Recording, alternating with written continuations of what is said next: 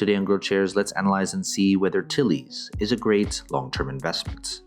The company analysis is divided into three broad factors: the business, the stock, and the price. Furthermore, these three factors are subdivided into 14 metrics that give us the complete picture of the company. Each factor and each metric are given different weight, together adding up to 100% of the overall analysis. Each factor and each metric are then given a grade from 1 to 100, with 1 being a failed investment and 100 being extraordinary. When everything is put together, a final grade will be given, also from 1 to 100. Most companies that I'll analyze in this channel will hover around a grade of 50. Companies with a final grade of 81 or higher will be included in my Great Investments playlist.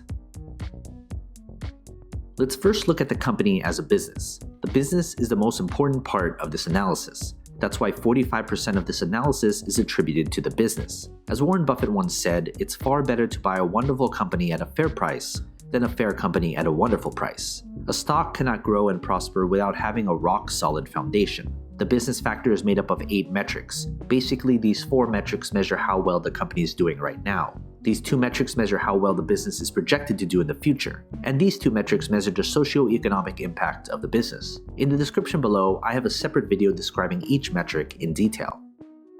Based on this grade, I would consider this an average business. This means, as a business, it's no different than half of all the businesses out there. Everything else going forward would need to be good in order to make this an attractive investment. Next, let's look at the company's stock. We can't easily invest in something unless there's shares available to buy and sell. That's why 35% of this analysis is attributed to the stock. If the business is the foundation of a company, the stock is a reflection of that foundation. Does the market reflect how good or bad the business has done?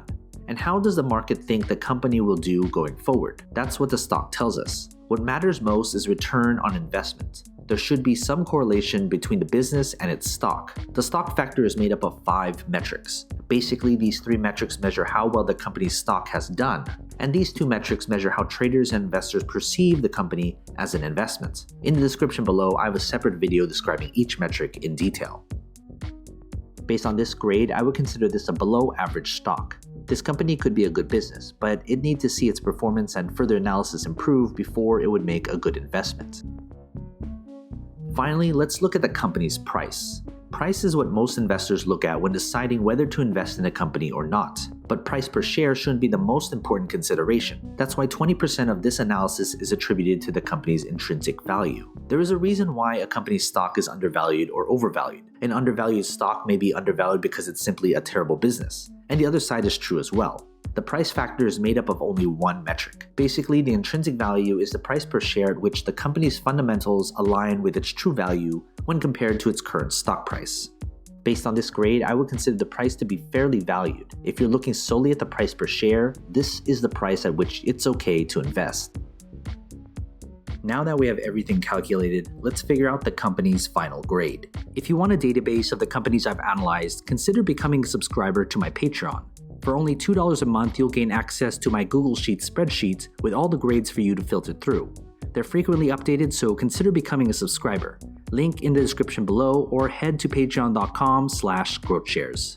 Based on this final grade, I would consider this company a below average investment. This company needs some work, and things would need to change before it gets worse.